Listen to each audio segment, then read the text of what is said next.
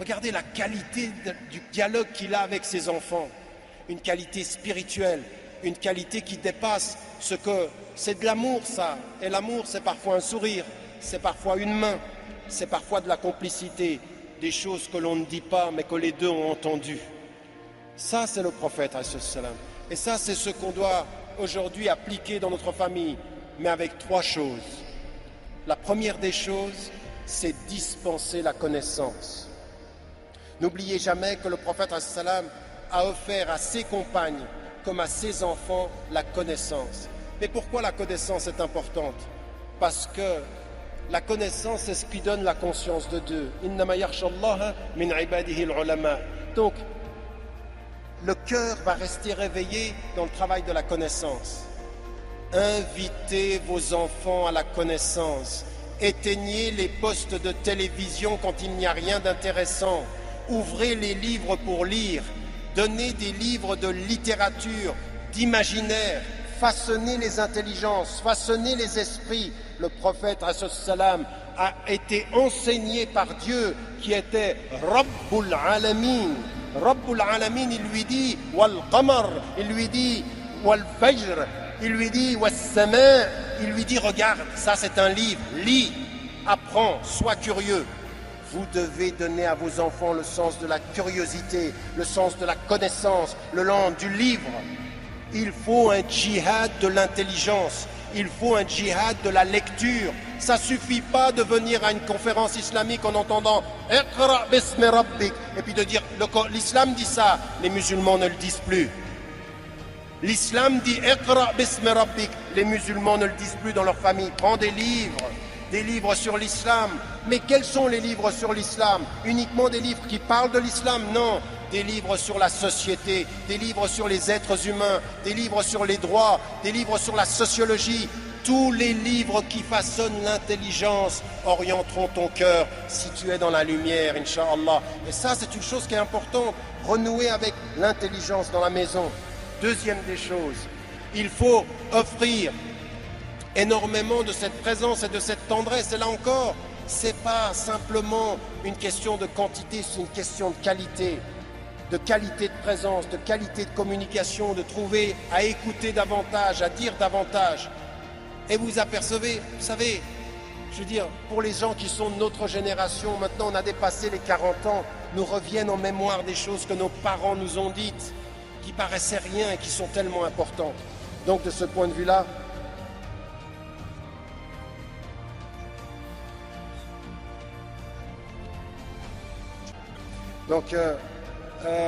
il faut de ce point de vue-là aussi beaucoup insister sur toutes ces dimensions de la connaissance, puis ensuite sur ce dialogue à la maison.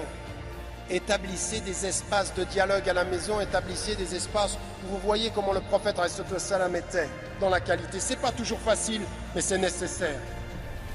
La troisième des choses que je voulais mettre en évidence, c'est qu'il faut donner à vos enfants aussi de la liberté et de l'autonomie.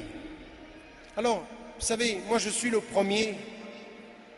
Aujourd'hui, quand je vois la liberté que j'ai eue quand j'étais enfant, je sais les dangers de la société, je vois bien. Et mon amour pour mes enfants, ma peur pour mes enfants, a fait à des moments donnés que j'ai envie de les protéger par trop de protection, de fermer, voire même de douter. Et il me renvoie aujourd'hui, il y a des moments donnés, il dit le manque de confiance. Il faut, c'est un djihad pour les parents, c'est un véritable effort, te donner un peu de liberté. Mais il y a une chose qui est importante, éduquer son enfant, c'est lui donner des outils. Va jusqu'au bout de donner les outils. Ensuite, toi, tu les utilises. Les outils, c'est la connaissance. Dispenser la connaissance islamique fondamentale. Arkan al-Islam, la proximité avec le Coran. Faites de vos habitations quelque chose où il y a ce parfum-là. Il y a ce parfum du Coran, de la lecture, de l'écoute. C'est tellement important. Il faut un parfum particulier. Arkan al-Islam. Et puis le mois du Ramadan, l'exploiter, que ça soit même familial. Il y a des parents qui ne savaient rien de l'islam, qui ont donné à des enfants ici des choses extraordinaires. Ils avaient peu de connaissances islamiques, mais ils aimaient Dieu, ils aimaient le prophète et ils aimaient leur religion. Et dans la maison, ça se sent. Je vais vous dire une chose, on sent dans les maisons où on aime et où on n'aime pas. Il y a des maisons où c'est rigide, il y a des maisons où on sent qu'on aime la foi, le bien, la transparence, le service. C'est ça qu'il faut faire et ça c'est fondamental. C'est ça qu'il faut donner à ses parents aussi, leur donner les moyens d'être autonomes. Et savoir une chose, tu sais, je t'ai éduqué en te donnant les outils, un jour tu vas me quitter et avec les outils tu vas faire ta vie. Je ne suis pas responsable de ce que tu fais avec les outils, je suis juste responsable de te donner ces outils par l'éducation. Ça, c'est notre responsabilité. Connaissance, affection, parce que l'affection, c'est la protection, parce que l'affection, c'est le bien-être, et puis un peu de liberté. Vas-y, tu vas te cogner, tu vas tomber, je suis là. Mais il y a une chose que j'aimerais te dire, en toutes circonstances, dans la relation de l'homme et de la femme, n'oubliez jamais Ar-Rahma. Rohama bainahum, ça commence à la maison. Il faut que les femmes, une femme, toi personnellement, il faut qu'un homme, un mari, toi personnellement, tu apprennes à pardonner à ton mari ou tu apprennes à pardonner à ton épouse. N'oubliez jamais le pardon. N'oubliez pas le pardon. Quand le prophète il nous dit Man satara mu'minan fi dunya, il parle à tous les musulmans, mais il parle déjà de ta femme. Qui est le premier à te voir dans ta vie privée? Ta femme ou ton mari? Protège-le. Fais comme Khadija radiallahu anha. Protège. Donc il faut protéger et pardonner. Avec ton fils, c'est la même chose. Savoir protéger et pardonner à ses enfants aussi. Laissez aller, vas-y, je te pardonne, tu vas tomber, mais je veux te dire une chose. Quoi que tu fasses, quelle que soit l'erreur que tu fasses, dans cette société ou ailleurs, je suis ton papa, je suis ta maman, reviens. Il y a toujours une place dans mon cœur, même si apparemment il n'y en a pas. Et je propose à toutes les mamans et à tous les papas, ne fermez jamais définitivement la porte de votre cœur. Jamais. Jamais. Apprenez à pardonner. Nos enfants ont besoin de pardon. Ils ont besoin d'amour. Ils ont besoin de cet accueil. Ne jamais fermer cette porte. Et je termine maintenant simplement en disant une chose. Par rapport aux enfants, vous savez, quand vous allez partir et que vous avez des enfants, à un moment donné, il y en a parmi vous ici qui sont venus au Bourget, il y en a certains, ils se sont coupés de leurs parents. Il y en a certains qui ne parlent pas bien à leur père, qui parlent bien à leur mère. Il y en a certains dont le papa est mort ou dont la maman est morte. On est ici et on parle de la famille. Vous savez, on est très clair là-dessus. On est extrêmement clair en islam là-dessus. وَقَضَى رَبُّكَ أَلَّا تَعْبُدُوا إِلَّا إِيَّاهُ وَبِالْوَالِدَيْنِ إِحْسَانًا. Le prophète, Allah subhanahu wa ta'ala nous dit, après Allah subhanahu wa ta'ala, il y a nos parents. إِمَّا يَبْلُغَنَّكَ عِنْدَكَ الْكِبَرَ أَحَدُهُمَا أَوْ كِلَاهُمَا فَلَا تَقُلْ لَهُمَا أُفٍّ. Si tu les accompagnes, vous savez, subhanallah, même vous savez, même avec ses parents, il y a quelque chose qui est d'une force de l'amour qui est tellement importante. Regardez subhanallah, le vocabulaire coranique. وَإِنْ جَاهَدَاكَ عَلَىٰ أَنْ تُشْرِكَ بِي مَا لَيْسَ لَكَ بِهِ عِلْمٍ فَلَا تُطِعْهُمَا. Si tes parents te demandent de faire quelque chose injustement vis-à-vis de Dieu, ne leur obéis pas. Ça veut dire en fait que ton amour, il est toujours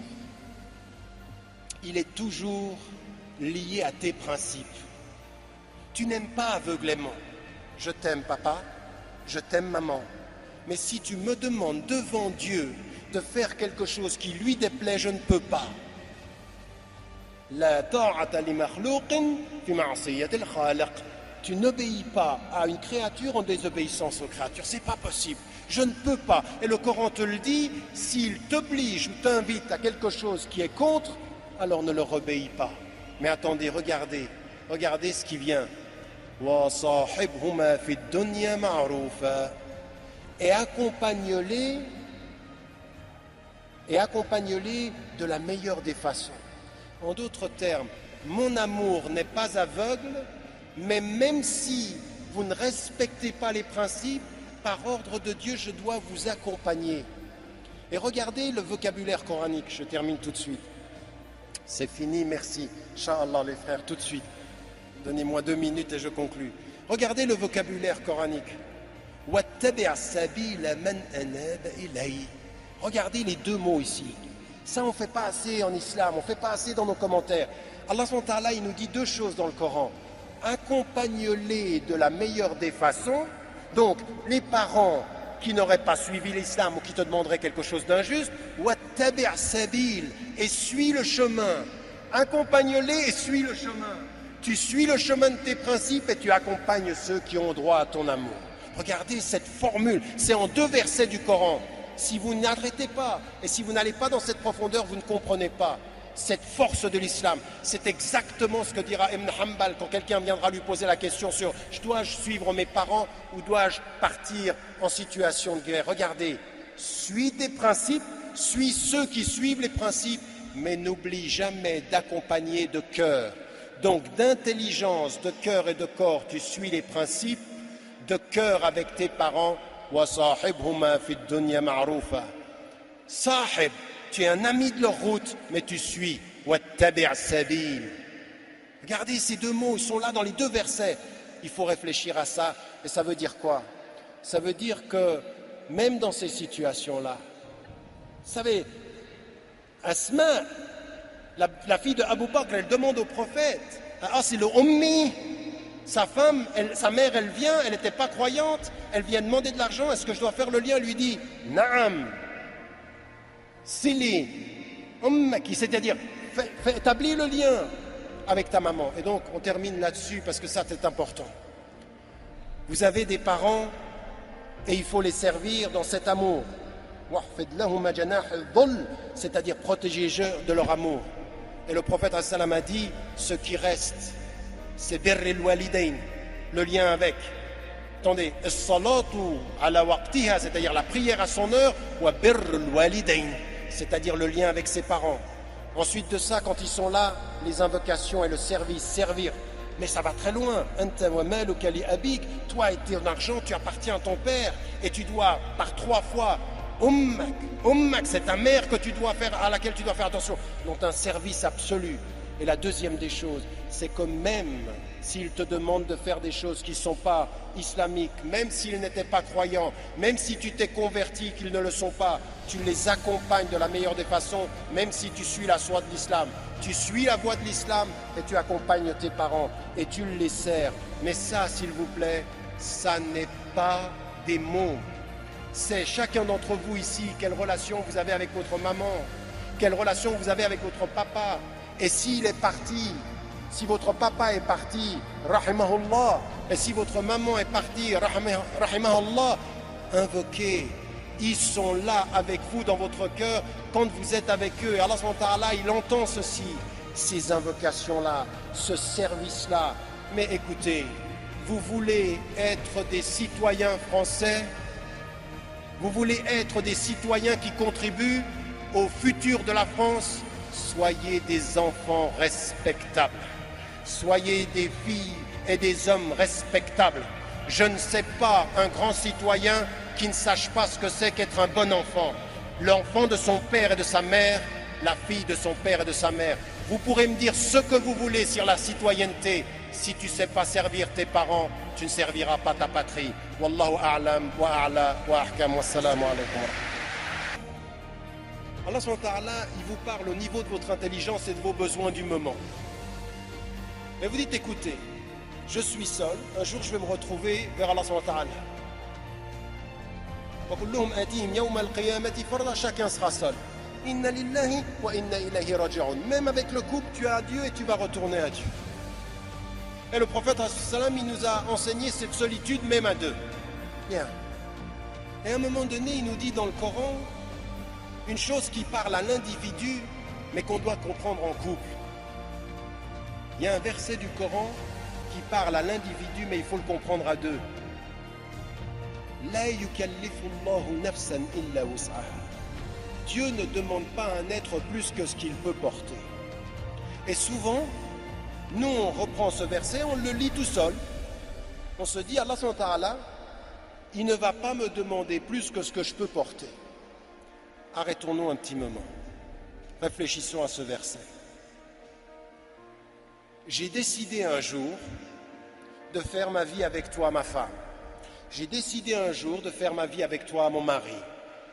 Et Dieu ne demande pas plus à chacun que ce qu'il peut porter. Mais ce qu'il peut porter, il doit le porter. On est d'accord? Le verset, c'est bien ce qu'il veut dire. Tu ne porteras pas plus que ce que tu peux porter, mais ce que tu peux porter, il faut le porter. Et tu dois porter, tu dois te poser la question, est-ce que je vais jusqu'au bout? Implicitement, la question de Omar, radiallahu anhu, quand il va vers le compagnon et lui dit, est-ce que tu sens rih al-nifaq, est-ce que tu sens le parfum de l'hypocrisie sur moi? Il demande quoi? Il est tout le temps en train de se questionner, est-ce que je ne suis pas un hypocrite? Est-ce que je fais... Donc il a une question individuelle. Mais écoutez bien ceci, chaque femme, chaque homme, mari de son épouse ou épouse de son mari, doit se poser en permanence cette question-là. Il ne faut pas que je sois pour ma femme, il ne faut pas que je sois pour mon mari, celle ou celui qui l'empêche de répondre aux potentialités que Dieu a mis en lui. Écoutez-moi bien, Allah a dit, tu ne dois pas porter plus que ce que tu peux porter, ça veut dire ce que tu peux porter, tu dois le porter. La personne qui vous accompagne doit faire attention à vous permettre de porter ce que vous devez porter et de vous y aider. Et ça, c'est très important.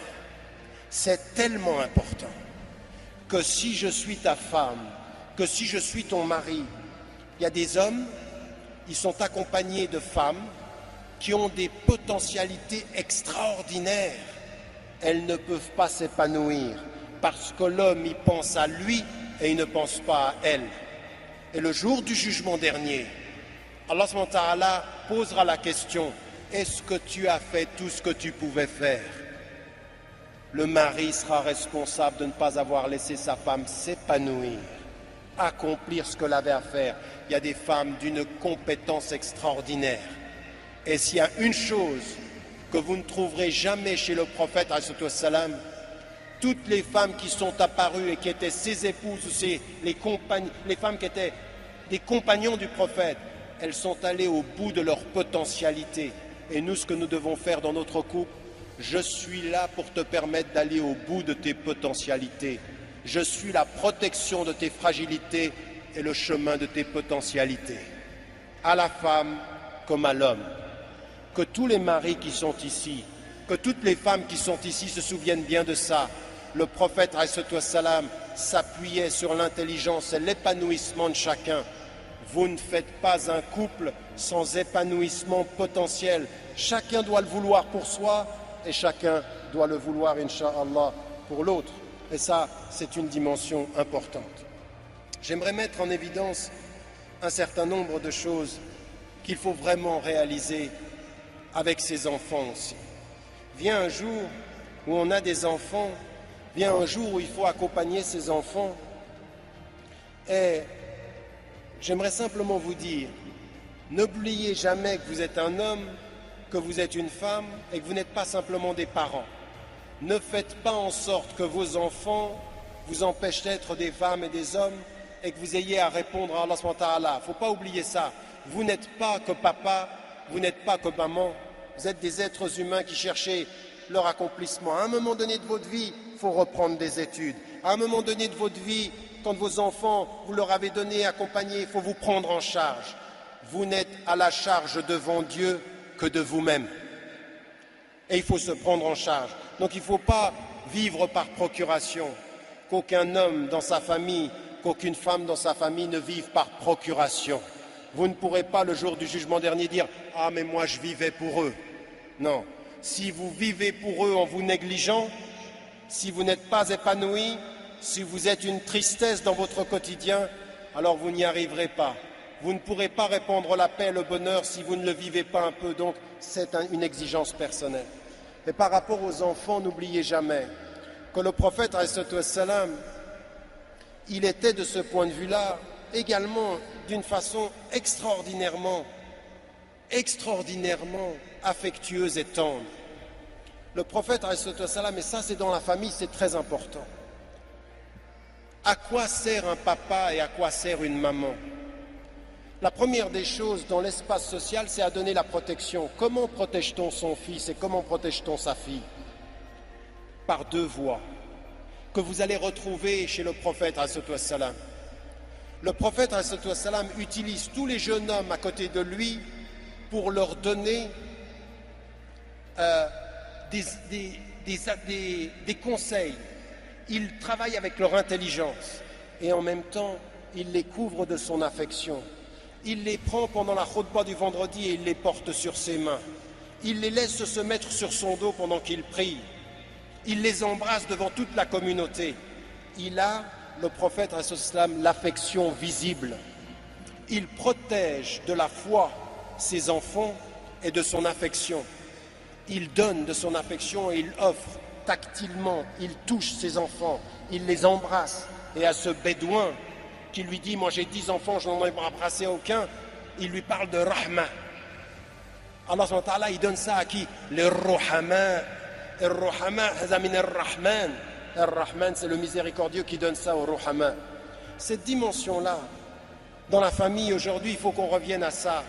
Ne transformez pas la famille musulmane en un corps de principe. La famille musulmane, c'est un souffle, c'est une spiritualité, c'est un cœur. Le prophète, il parle à l'intelligence et il parle au corps. Il protège le corps et il questionne l'intelligence de ses enfants, de tous ceux qui vont être avec lui. Et là, tous ces enfants qui l'ont accompagné, des femmes, comment il est avec, subhanallah, comment il est avec sa propre fille, comment il est avec Fatima, radiallahu anha, comment il lui parle, comment il lui fait comprendre. Tu es venu à moi chercher du matériel, je ne peux pas te le donner. Elle était venue chercher un servant ou une servante qui puisse l'aider. Je dis, je ne peux pas. Moi, ce que je peux te donner, c'est subhanallah, walhamdulillah, wallahu akbar. Et il vient lui donner ça à son chevet, au chevet de son lit. Regardez le prophète, en plein milieu de la nuit. Elle est venue chercher de jour du physique. Il est allé vers elle, lui donner au bord de son lit la nuit du spirituel. Ça, je peux te le donner. Ça, c'est gratuit parmi les hommes, très lourd auprès de Dieu. C'est très lourd. Le prophète il nous a enseigné qu'il y a des paroles, c'est rien auprès des hommes. Habibatan ar-Rahman, c'est aimer de Dieu, c'est lourd. Ça, je te le donne à toi, ma fille. Tu es venu. Regardez comment il parle à son cœur, comment il l'écoute. Il a entendu une question. De là où je suis, je ne peux pas te répondre, mais de là où tu peux m'entendre, je vais te répondre au cœur de la nuit. Voilà le prophète avec sa fille. Et il la reçoit, il se lève quand il la reçoit. Fatima, qui était elle aussi une femme très engagée auprès des pauvres, juste avant de partir, il l'a fait pleurer et sourire. Je vais partir, elle pleure, tu seras la première à me rejoindre et elle sourit.